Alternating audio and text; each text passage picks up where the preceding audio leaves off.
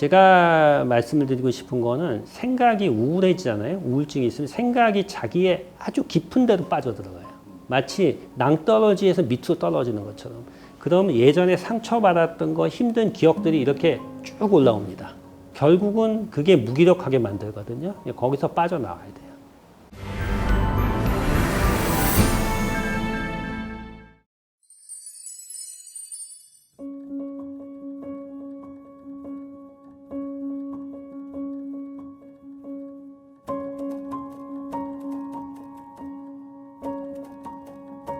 그러니까 우울증이라고 하면 크게 두 가지 종류가 있어요. 첫 번째는 주요 우울증이라고 해서 보통 감정의 기복보다는 이제 기분이 밑으로 이렇게 주기적으로 가라앉는데 평균적으로 한 3, 4년에 한 번 정도 이런 우울증으로 가는 시기가 오는 주요 우울 장애가 있고요. 그다음에 양극성 장애는 기분이 이렇게 위아래로 이렇게 변동이 있는 거예요. 약간 기분이 들뜨기도 하고 가라앉기도 하고 또 이렇게 혼재성 상태라 그래가지고 막 짜증이 많이 나고 불안정한 상태가 반복적으로 일어나는 그런 형태의 우울증을 양극성 우울증이라고 하는데요. 나이가 젊을수록 양극성이 많고 30 이상에서는 주요 우울증이 더 많습니다. 조금 차이가 있어요. 예를 들어서 무슨 큰 사고를 당했다든지 가족이 갑자기 돌아가셨다든지 또 무슨 병에 걸렸다든지 그런 게 우울증을 유발하는 게 주로 주요 우울증이 많고요. 이런 양극성 우울증은 이게 감정 기복이 있는 우울증은 뭐 그런 트라우마가 있을 때 더 심해지긴 하지만 그게 100% 원인으로 보기는 조금 어려운 경우가 많고요. 그 전부터 이렇게 기복이 있고 그런 어떤 대인관계에 좀 민감한 특성, 예민한 특성이 있습니다. 제가 말씀을 드리고 싶은 거는 생각이 우울해지잖아요. 우울증이 있으면 생각이 자기의 아주 깊은 데로 빠져들어가요. 마치 낭떠러지에서 밑으로 떨어지는 것처럼. 그럼 예전에 상처받았던 거 힘든 기억들이 이렇게 쭉 올라옵니다. 그러니까 집에서 이렇게 누워있는데 생각은 예전에 상처받은 생각하고 있어요. 그러니까 이게 결국은 그게 무기력하게 만들거든요. 거기서 빠져나와야 돼요. 쉬는 게 아닙니다. 그 생각에 몰입해 있으면 누가 예를 들어서 말을 걸어주고 좀 우리 같이 얘기도 해보자. 그러면 일단 그 생각을 안 하겠죠. 그 순간. 예. 그리고 혹시 뭐 안 좋은 생각이 드는 게 있는지 물어보면 그러고 보니까 내가 그 생각에 많이 빠져 있었네. 이런 식으로 하면서 조금씩 빠져나오거든요. 그러니까 주위 사람들도 도움을 줄 수가 있어요. 근데 문제는 주위 사람들이 도움을 주려면 기본적으로 집에서 나와야지 도움을 주거든요. 근데 집에서도 부모님이 계시잖아요. 근데 아예 혼자 지내는 사람은 정말 어려워요. 아예 아무도 없고 집에서 혼자 있고 문 닫고 있고 이러면 이제 되게 도와주기 힘든 상황이 돼요. 왜냐하면 그 문을 따고 들어갈 수도 없잖아요. 그러니까 연결성에 완전 차단이 되는 거죠.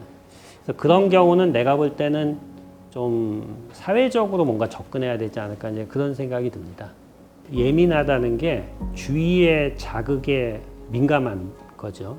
근데 그것이 소리에도 민감하고 대인관계에도 민감하고 차이를 느끼는 것에도 민감하고 그러니까 주위 환경에 어떤 굉장히 예민한 그런 사람이고요. 거기에 압도가 잘 되는 분들이에요. 그게 이제 매우 예민한 사람들인데 저희가 보니까 그런 분들이 굉장히 중요한 분들인 것 같아요. 왜 중요하냐면은 이분들이 자신의 예민함을 잘 관리하고 잘 다룰 수 있게 도와주고 자기 자신을 잘 알면은 그게 오히려 자신이 하는 일을 성공하는 에너지로 만들 수가 있어요. 그러니까 제가 만난 분들 중에서 뭐 회사 대표로 있다든지 뭐 어떤 분야, 특히 디자인이나 예술 또 창업 이런 쪽으로 성공한 분들은 예민하지 않은 분이 없어요. 설렁설렁 해가지고는 성공 못 하잖아요. 근데 문제는 그런 예민성을 가진 분들이 자신의 예민성에 대해서 잘 모르고 그러다가 이제 어떤 좀 힘든 상황을 겪을 때 이게 본격적으로 병으로 가는 거예요. 제가 본 이제 우울증이라든지 뭐 공황장애, 불면증 환자들을 보면은 원래 좀 예민했던 분들이 많아요. 그러니까 자신이 얼마나 예민한지 알고 그리고 아까 안전기지를 미리 형성해 놓고 내가 힘든 일이 있을 때 이게 어느 정도 선을 넘지 않는지 잘 확인하고 주위의 도움도 받고요. 그리고 자기 생각에 막 빠져들어가고 우울한 생각에 깊이 들어갈 때 스스로 거기서는 일단 좀 나오고 이제 혼자 고립되지 않게 하는 게 중요합니다. 예전에는 그게 많이 도움이 됐죠. 그러니까 대가족이 있고 형제가 많았잖아요. 그게 정신건강 면에서 굉장히 좋았죠. 그러니까 사회성도 사실 이렇게 뭐 예민성에 대해서 알지 않아도 그냥 미리 다 이렇게 둥글둥글해졌는데 지금은 부모님도 또 각자 바쁘시고 다 핵가족이고 아파트에서 다 고립돼서 살고 이러니까 어떻게 보면은 저절로 안 돼요, 이게. 그러니까 그게 우리나라만의 뭐 문제는 아니겠지만은 특히 우리나라가 지금 더 출산율도 적고요. 또 구조상 이렇게 고립이 잘 됩니다. 이게 우리 다 아파트에 살잖아요, 대부분. 뭐 빌라나 아파트가 커뮤니케이션이 잘 안 되는 구조예요. 예. 그런 문제도 있습니다. 아까 예민한 분들은 자기 생각으로 자꾸 빠져들어간다 그랬잖아요. 그러니까 어떤 현상이 있을 때 그게 자꾸 생각이 자동적으로 부정적인 쪽으로 갑니다. 그러니까 내가 뭘 하다 잘 안 되면은 이거는 안 될 거야. 그리고 나는 쓸모없어. 그 다음에 뭐 죽고 싶어. 뭐 이런 쪽으로 이렇게 진행이 쭉 되는 거예요. 자동으로 그렇게 돼서 결국은 종착역은 자기를 이렇게 싫어하는 쪽으로 가요. 그러니까 계속 그런 식으로 가다 보면은 조금만 문제가 있을 때마다 생각이 부정적인 방향으로 자꾸 흐르는 게 문제거든요. 그래서 그런 걸 자동사고라고 합니다. 그래서 나만의 어떤 좋은 사고를 만들어 보는 거죠. 그러니까 내가 이런 현상이 있었을 때 어떤 식으로 생각을 할지 미리 생각을 해보는 거예요. 그래서 그 자동사고를 미리 부정적인 생각을 어떻게 좋은 쪽으로 생각할 것인가를 미리 리스트를 만들어 보고 그것을 생각하면서 내 자신의 생각을 바꿔보는 그게 첫 번째 좀 필요하고요. 그 다음에 두 번째는 아까 안전기지 제가 형성을 말씀드렸잖아요. 그러니까 내가 불안하고 긴장이 올라가고 예민성이 올라갈 때 뭔가 내 예민성을 0으로 만들 수 있는 뭔가가 있어야 돼요. 우리가 성공한 분들 보면 꼭 그런 게 있어요.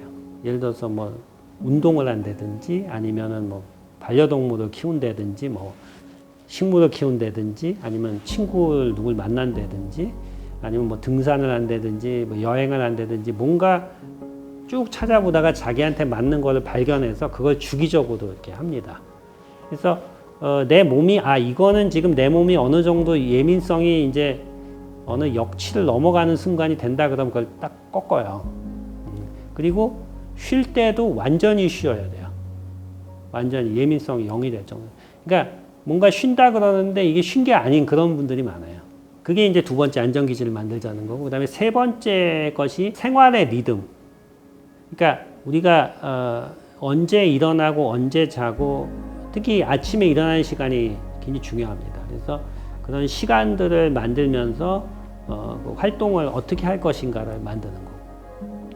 그런 것들이 중요하고요. 그 다음에 또 하나의 특히 20대, 30대에서의 중요한 이슈 중에 하나는 부모님하고의 이 분리 개별화 이슈예요. 특히 우울한 분들 중에 상당수가 이게 부모님하고 갈등이 있는 경우가 많아요. 부모님도 예민하고 본인도 예민하고 이제 이런데 분리를 잘 못해요. 분리해서 혼자 지낼 자신이 없거든요. 근데 같이 있으면 사이는 안 좋아요. 이런 문제가 있는데 어떻게 이걸 분리 개별화할 것이냐. 그런 이슈가 지금 우리나라에서 굉장히 지금 큰 이슈가 되고 있습니다. 왜냐하면은 분리가 잘 안 돼가지고 계속 이렇게 지내는 경우가 많거든요. 그런 것들이 새로운 갈등의 원인이 되고 있어요. 그래서 그런 것들은 제가 볼 때는 내가 안전기지를 만들고 세상을 탐구할 수 있는 불안이 줄어들면은 이게 가능해지거든요. 그래서 일단 그런 것도 이제 네 번째로 또 중요한 이슈가 됩니다. 운동이라는 거는 우리가 자신의 신체의 움직임이나 이런 데 집중을 하게 되죠. 그러니까 우리의 생각이 그 전에는 자기의 갈등이라든지 그런 스트레스에 집중을 하고 있었는데 우리 신체의 움직임과 그 당시 활동에 집중을 하면서 그게 디톡스가 되는 거예요. 그 다음에 두 번째는 근육이 이완되면서 우리가 긴장을 하고 있을 때 우리 몸에 하고 이완이 돼 있을 때 우리 몸이 훨씬 자연스러운 그 릴렉스되는 체험을 하게 되거든요. 그런 것들이 중요하고 특히 오전에 운동을 하는 게 중요한 이유는 우울증이나 불안증이 있는 분들은 오전이 제일 힘들어요. 아침에 일어났을 때 가장 기분이 다운됩니다. 근데 그때 활동을 하게 되면은 그 기분이 우울해지고 자기의 생각에 들어가는 거에서 그때 살짝 빠져나올 수가 있어요. 그래서 힘들겠지만은 그거를 루틴화하면은 기분을 유지하는 데 상당히 도움이 되는 거죠.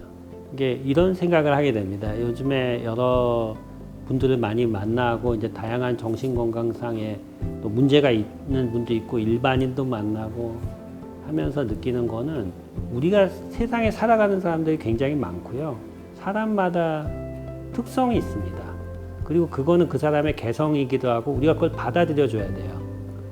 그러니까 그런 것들이 결국은 개성들이 모여서 우리 사회가 발전하는 거거든요. 그걸 다 없애야 되는 게 아니에요.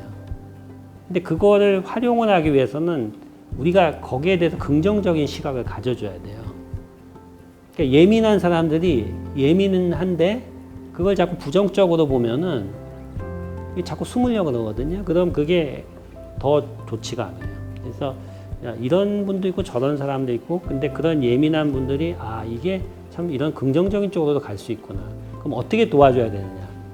이런 식으로 생각을 해서 우리 사회가 다양성을 받아들여주고 그런 분들이 일할 수 있게 도와주면은 결국 전체 사회가 발전하게 되거든요. 그러니까 제가 봤을 때는 그 몇 번의 고비에서 도와주는 사람이 있고 옆에서 잘 서포트를 해주면은 결국은 상당히 발전하게 되는 그런 분들이 많이 있습니다. 근데 거기에 색안경을 끼고 보면 안 돼요. 다양한 그런 분들이 세상에 살고 있다는 걸 인식을 해야 되는 그 시점이 온 거예요, 이제는. 네. 예, 그리고 제가 그렇게 생각이 듭니다.